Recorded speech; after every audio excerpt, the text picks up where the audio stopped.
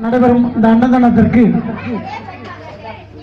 திண்டுக்கல் மாவட்டம் அழகர் சாமி விஜயலட்சுமி அவர்கள் முழு பொறுப்பு எடுத்து இந்த அன்னதானத்தை நடத்தி கொண்டிருக்கின்றார்கள். அவர்கள் குடும்பத்திற்கு லட்சுமி கணபதி அருள் அன்போடு கிடைக்கட்டும் என்று சொல்லி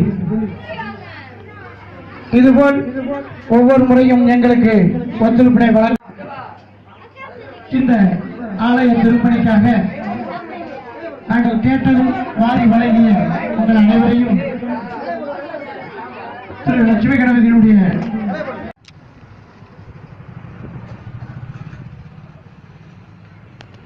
Okay.